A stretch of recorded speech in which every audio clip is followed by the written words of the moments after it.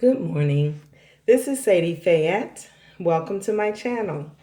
While you're here, please like, share, and subscribe to help me grow my channel. And leave a comment to let me know what you think of my content, okay? Please remember that I have ebooks for sale on Amazon under Sadi Phayet, ranging in price from $1.50 to $6.99. So check that out when you get a chance. And thank you in advance for your support. I wanted to come on this morning as I was waking up.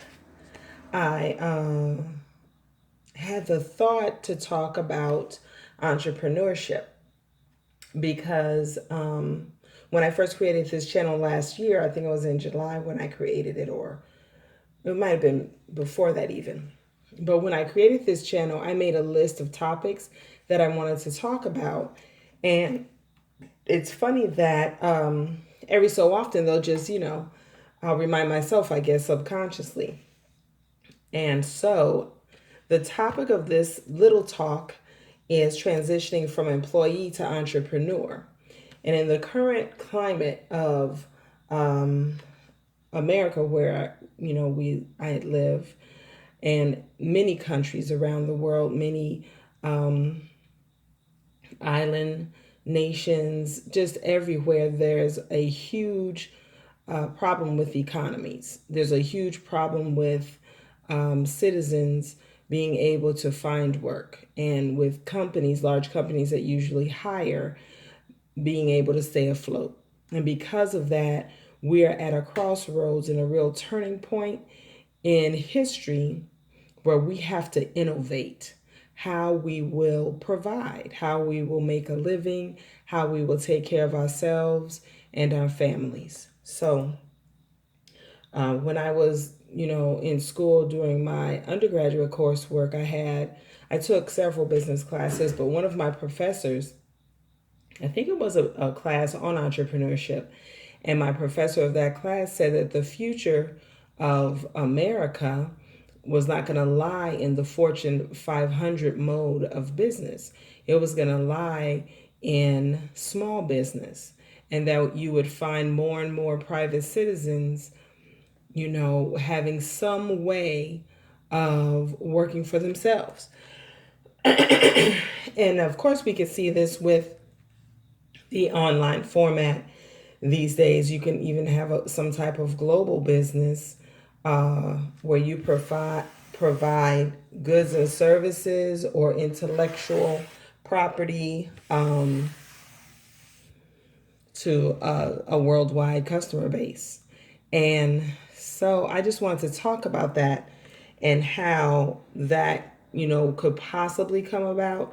Of course, this will solve a lot of problems when it comes to convicts that come out of prison and usually are not allowed to work or not hired by companies.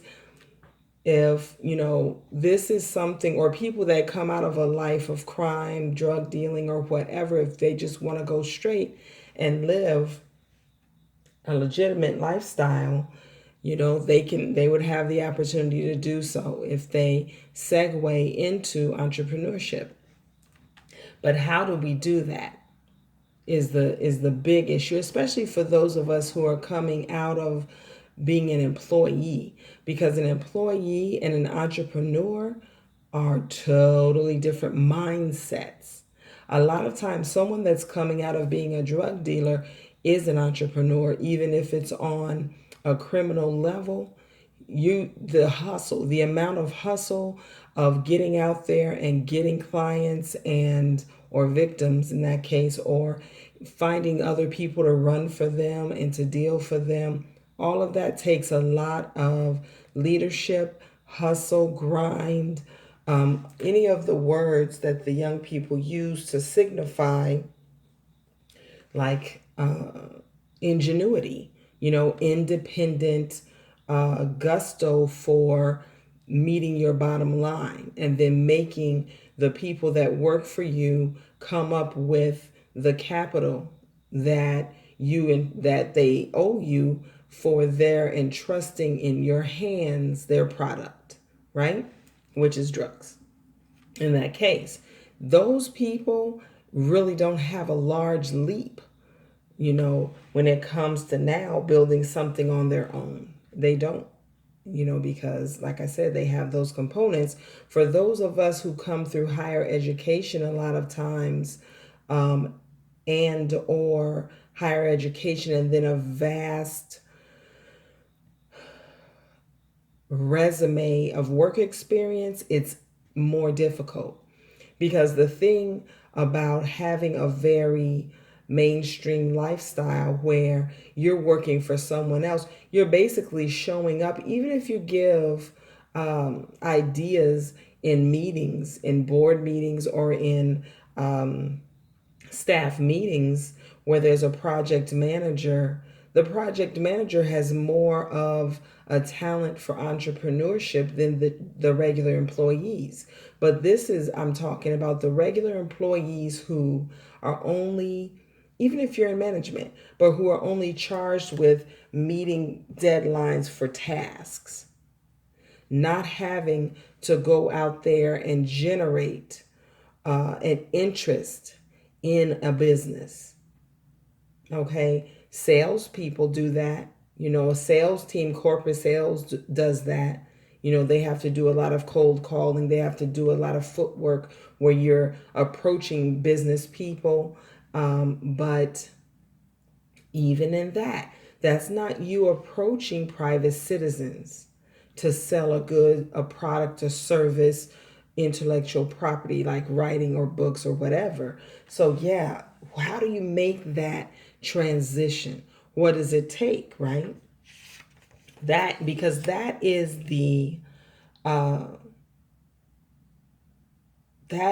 the nut you have to crack. That's the code you have to break. That in your mind. That's the bridge you have to cross from being an employee. And for me, just look at, I always use my own history because um, I'm 53. I have a lot of it. And let's see, I would say for myself, I've always had a side hustle, but it's always just been, and that helps me. That does work in my favor. But I've always had a side hustle because I was a very talented child when it came to practical matters, practical family matters. And so, as I've talked about before, I've always been able to do hair. I picked it up easy. I'm good with my hands. I had two godmothers that were beauticians. They taught me how to do everything, how to effectively wash your hair, how to blow dry, how to press, how to curl, how to cut, how to perm. I can do everything. I learned how to braid, I think, through another child, how to cornrow, how to French braid. And then because I was just such a dependable and trustworthy child, yeah, mothers would hire me to braid their daughter's hair, put the beads on, things like that.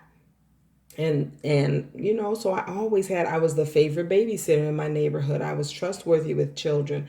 I was the second oldest of seven, so I knew how to take care of infants, toddlers, young children. Okay. And there was one family I basically babysat for their entire family, their five children, all of their lives. I knew those children from infancy, at least for the youngest three. The other oldest two, I've known them since they were toddlers. So we had a very good rapport. They knew what to expect with me. I was very routine in their care, whatever, and their parents were very routine, in the way they were raised. So it was easy. But that was with any child. Children, sometimes I always could tell. Anyway, that's a whole nother subject. I'm about to see. That's the Pisces. I will ramble.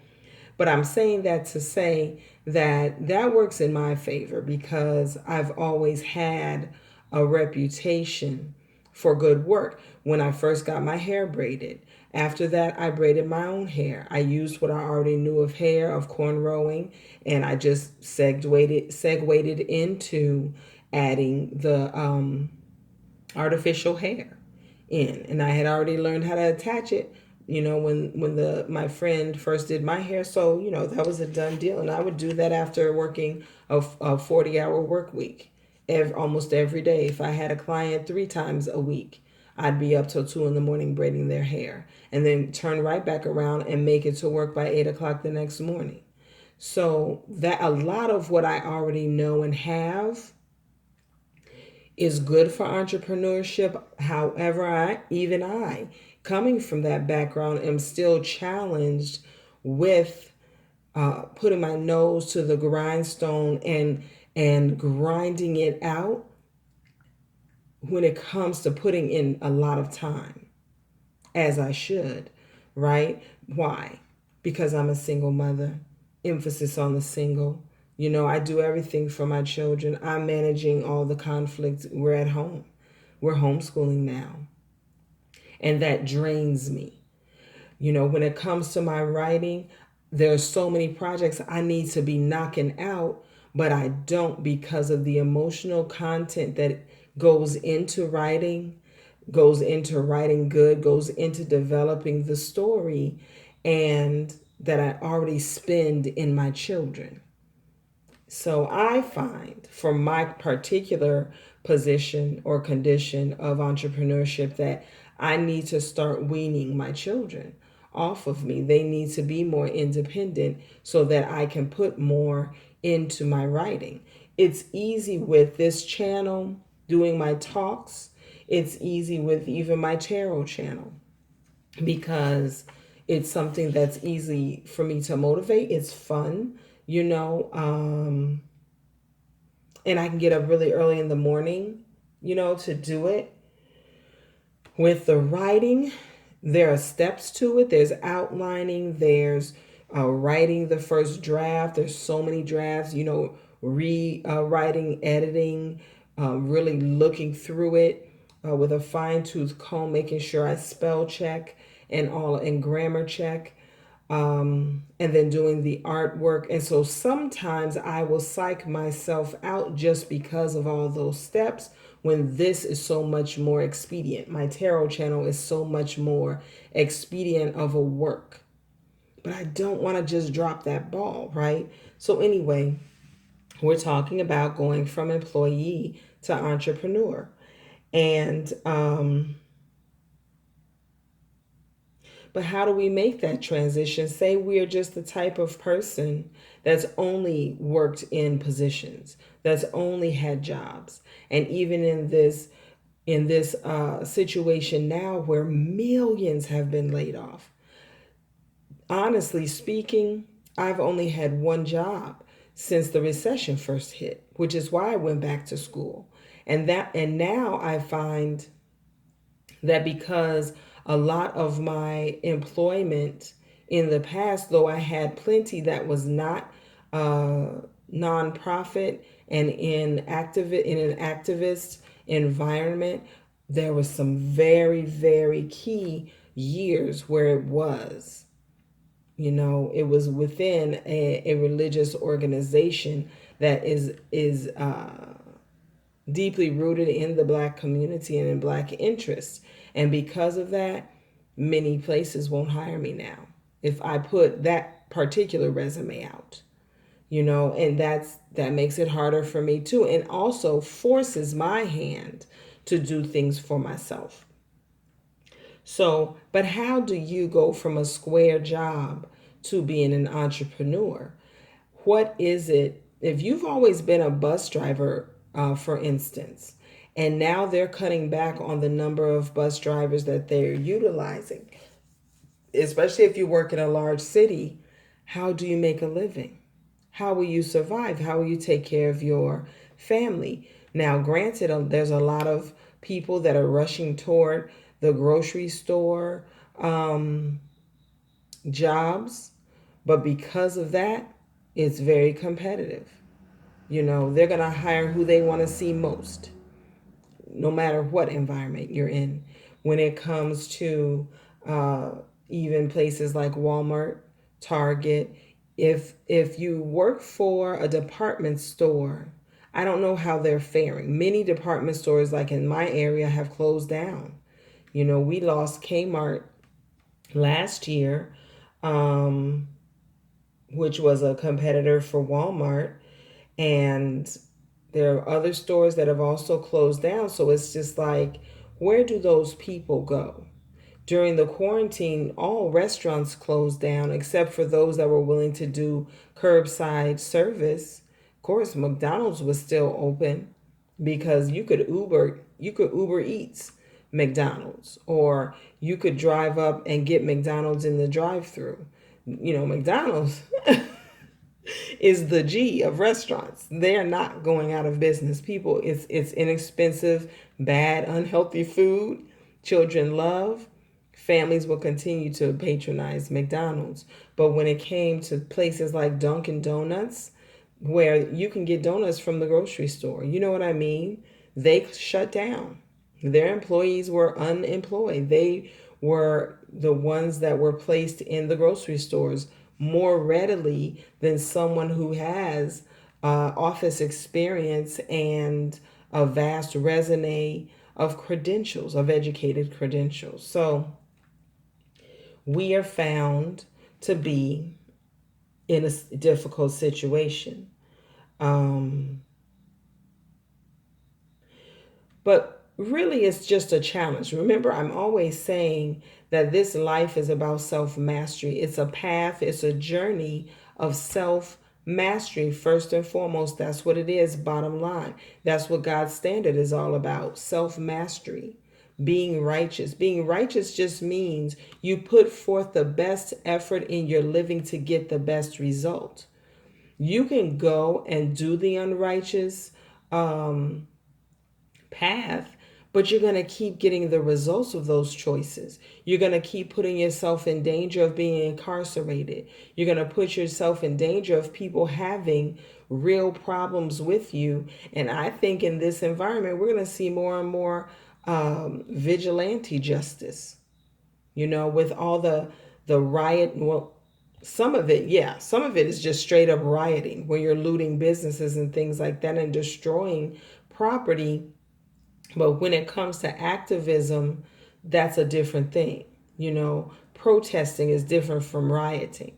But when people are in the spirit to riot and destroy, now, if you are in the business, say, of sleeping with someone's husband or wives, you know what I mean? Destroying families, breaking into someone's home. They're not waiting, and especially in certain communities where they don't trust, they have real reason not to trust the police anyway. You're going to just disappear. That's going to be the job that you lose your life on. Okay, because more and more people are saying, I'm going to protect myself from anybody, from any threat.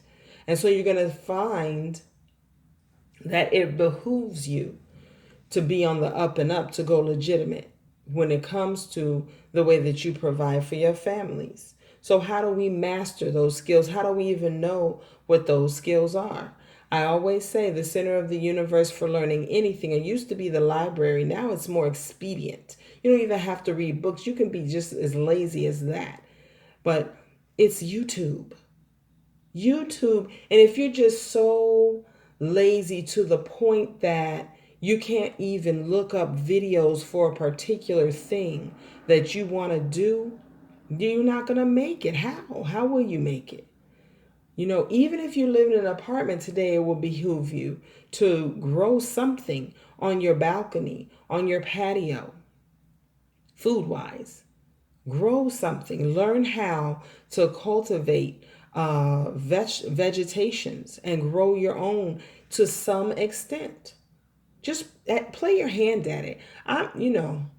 At this point, I'm just going to do it. It wouldn't even cost a lot of money. Most of the times, if you already are eating vegetables, and this is a whole nother video that I'm going to do, but if you're just eating vegetables, if you keep the seeds to fruits and vegetables, you can then plant them and grow them. It's not even about finding or being able to purchase seeds, commercial seeds. You can use what you already consume. You could put the head, you know how the cabbage has the butt of the cabbage, even the lettuce. I believe you can plant those in dirt and water it and grow more. With beans, if you just kept a few beans aside and collect them from, if you eat beans and collect a few, each time you cook a bag of beans, you can plant and grow those beans. Look, lentils, if you soak your lentils just a little, because you have to soak them to soften them or you're going to cook them forever. Um, when you soak your lentils, it doesn't even take a long time before they will sprout right there in your soaking them. Lentils sprout very easily. That's a plant that's growing more lentils. Do you hear me? There are so many things when it comes to being self sufficient, being totally, completely independent. Okay? And it doesn't even have to be that you're online doing it. There, if you live in any kind of city, town, village, whatever you live in, there are services, especially if you have a professional skill level. There are services you can offer small businesses, medium sized businesses, any agency, whether it's typing up, doing some type of typing work, doing transcription work, whatever it is, there's so much you can do just on your own. But how do you get started? How do you program your mind to say, I'm going to challenge myself? What about for those of us who have never really worked a regular mainstream job? Just to be real, just to be real. Never worked that kind of job before, right? But you need to provide. And you need to provide in a way that you're not getting involved in madness, in anything that is wrong. You know what I mean? Criminal, whatever. You are going to have to challenge yourself. You're going to have to master giving up whatever it is you do. If you're addicted to video games, I know that's a big thing today. If you're addicted to marijuana, which might make you lazy, if you're addicted, whatever. If you just are lazy, you know, you just are not very motivated, you're going to have to challenge yourself. So on YouTube, there is a lot of motivational speakers, from celebrities to just people that have built up a career as a motivational speaker, and they keep themselves apprised of the history that the major entrepreneurs have burned a trail for, you know, and they read those histories, they study those principles, and then they teach those principles, and they prove those principles by building their message. You know, you learn about, was it Tim Robbins? Is it Tim Robbins? Is that his first name? Just a great, great, great motivational speaker. I mean, he gives you so much information. Lisa Nichols, love her so much. Ayana's a great motivator, but she deals a lot with spiritual journeying, and she can get a little almost too deep, but she's very, you know, she has a lot of knowledge, very effective, very good speaker. Les Brown, oh my God. There's just so many people. Will Smith, Denzel Washington, for that matter. There's so many people right now who are sharing how they became successful, what works for them. I can't even talk about Steve Harvey. Steve Harvey is basically laying his whole life out in the open and sharing with you exactly the ups and the downs, to the point that, and when I'm talking about life is about self mastery, that's all this man talks about. That's all he's learned. He said there's every step in his career, there's been someone trying to bring him down, accusing him of something that would affect his customer base. But he stays prayed up. He was raised in the church. His mother was a Sunday school teacher. And even though, you know, he's had his grimy years of being a player, whether he still, you know, does some things on the side now, because that's a whole nother, I ain't gonna accuse Steve of nothing. But I'm saying he's represented himself as a regular human being who has done irregular, almost impossible feats to reach success. And that's the same thing. You can do it. That's what tells you you can do it. That's the purpose of these people sharing their stories with you, not so that you just know Steve's business or you know Will Smith's business or you know these people. No, that's not for you to watch and listen to Lisa Nichols so you go, oh my God, do you know what she went through? Girl, let me tell you what she went. No. So you can do it too. Her first office was her closet. She used some of her hangers as her filing cabinet. She would take clips. She would use, I think it was clotheslines clips. You know how we back in the day we would hang our clothes out to dry. She would use those clips and clip folders of all of her information of clients up in the closet, and she would work from there after she worked a regular job. Well, these days you might say, well, I don't have a regular job to start from, Sadie. Me neither. But guess what I have? Two people relying on me. I have goals because I've now acquired an education and I have to pay student loans. I want to see something for my efforts. I want to build something. I have a vision. I have a converted school bus I want to purchase, that I want to create. I have a lifestyle I want to live. I have a farm I'm trying to get to. Even if it's tiny, it's going to be mine. And so that's not going to come out of osmosis. There's not going to be some natural disaster that causes some steam to fall down into my life in a fog and give me the blessings of my life. No, I'm going to have to make them. You know, we can't be so spooky in our prayer that we think God is a spook that gives physical blessings. The physical blessings come from our physical hands, our physical work ethic, what we actually do. That's where our blessings and visions come to fruition through us. Prayer gives us, it relaxes our mind.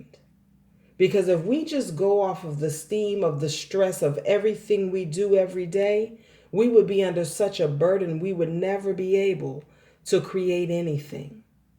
And if we did, it would only be a certain amount of something that we still would not be able to sustain in any great way. Prayer gives us relief and comfort, and inspiration comes from prayer. Inspiration comes from that freedom and peace of mind. That now our brains can tap into the greater energy that's in this life force that we're living in, even in the physical universe. It gives us those downloads of ideas. Most of my poetry came when I was doing some type of chore. And especially when I'm fasting or eating the best foods and praying, it keeps me locked in to that energy. And I'll always, whenever I get those words, whether it's one full line, it usually is one full line, and then creating from that is easy. So it's the same thing when it comes to what inspires us to know what type of work we want to do. And then we need to find the skill. How do I learn this skill? YouTube? Shit. You have a search bar. What? It's not rocket science. You go to the search bar, you look up the thing you want to do, you find people that are doing it, and most of them will give you some instruction on how they got started. I still haven't cracked the code on selling. I still have not cracked that code because people want you to purchase their how-to course usually, and it's usually a course that strings you along just like counselors string you along. You know what I mean? The counseling game is such that you need them. They only give you a key at a time, and sometimes it's only half a key, and sometimes you go in just for you to talk and feel a little better, but they don't really teach you anything that's helping you get out of the mental condition that you're trying to master. It's the same thing when you are dependent on people that are trying to build a business based on something that they know. Okay? So what I find is I go in search of the people that give the most. I do listen to the videos of the people that just give like little nuggets and they try to hook you to whatever it is they're selling. Great. I'll take your free little nugget though. And then I'm looking for people that you might not want to listen to because it's a whole hour of a lesson. You know what I mean? And I got to finish this pretty soon. I've been giving myself the task of keeping, because I'm on my phone, keeping my videos to 30 minutes. But I think I'm going to go for 35 and then call it a day because it takes so long to upload and I have to do other videos. So I'm just saying, go to YouTube, find out as much as you can about what it is you want to do. Find out how you need to classify or apply for your business license. If the type of business you are creating is something you need a license for, find out if it's a YouTube channel where you're selling, where you're receiving money for anything, find out what the taxes are. How do you process taxes for money you receive? Things like that. But most of the portals like Amazon, if you're selling on Amazon, they send you your tax forms every year. They're available on your store, on your in your whatever portal every year. So you have the ability, to pay your taxes. And they're aware of how much you've made. Okay. Same thing with PayPal. I believe they're also keeping track when you receive money. They're keeping track of the money, the amount of money you receive so that you can pay taxes on that. But this is about transforming yourself from one type of person, an employee, which is really kind of like a slave. You're just showing up. You can almost do your job mindlessly because a lot of the times when you have great ideas to work within your position, they don't want those ideas. They only want you to show up to move this from this position to this position. The only innovation is, yeah, there you go. You know what I mean? So, no. Now you have to change. You have to transform from that autopilot type of work life to an innovator, someone that is facing difficulty and problems. Like I face so many problems in staying afloat for my tarot channel and this channel and my writing page and promoting my writing without a budget for marketing. Okay, because the budget I'm on is mainly for my children and my household. So I can't.